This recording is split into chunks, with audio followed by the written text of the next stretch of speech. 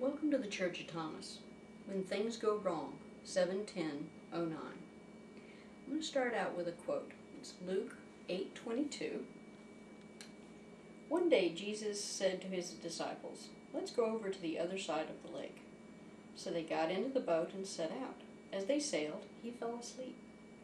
A squall came down on the lake, so that the boat was being swamped, and they were in great danger. The disciples went and woke him, saying, "Master, Master, we are going to drown." He got up and rebuked the winds and the raging waters, and the storm subsided, and all was calm.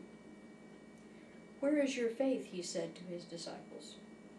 In fear and amazement, they asked one another, "Who is this, who commands even the winds and the water, and they obey him?"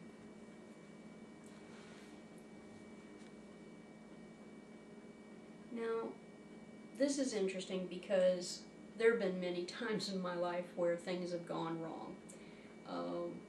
I basically bite my lip and I try and get through it. It is easier, however, if I let it go and then I let God have hold of it and deal with it. Sort of takes a little bit of the stress off of me. I recently had an experience that I found very interesting. I feel demon influence in my life on a regular basis, but for me, it just indicates I must be doing something right or they wouldn't be pestering me so much. Here's an example. I was coming home from work and I was particularly tired. I was also a bit in a hurry because I had some things I needed to do at the house.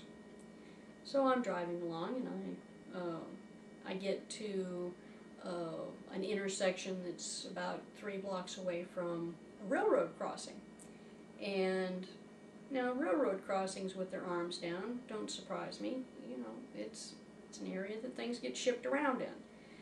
But the crossing arms were down, but they came down like 2 or 3 cars in front of me. Okay, again, nothing all that unusual. So I waited. I waited about 5 minutes, and I was starting to feel kind of like there was something else going on here. So I asked God to please drive away any evil influences or demons that were involved in this situation, if that was what was causing this to happen. And the arms came up.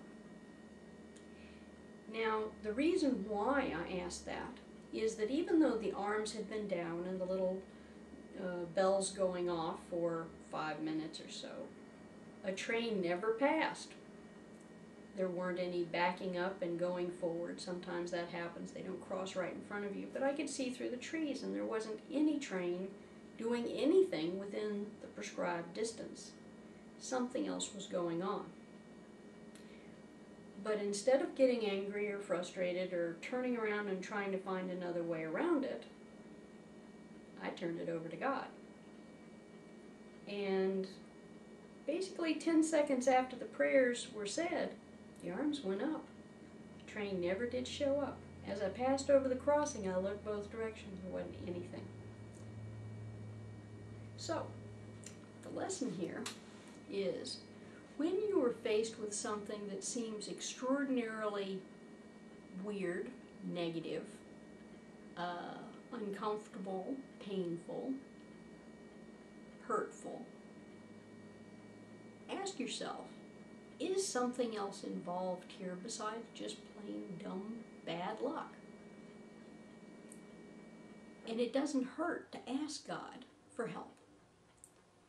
If you ask and nothing happens, then maybe it's just something you need to learn about. Or it's just plain dumb luck. If it changes immediately, give yourself a hug, because basically you just turned it over to God and let God deal with it. With Jesus, everything is possible. And with God, everything is possible. God bless the whole world, no exceptions. Angel Eliza.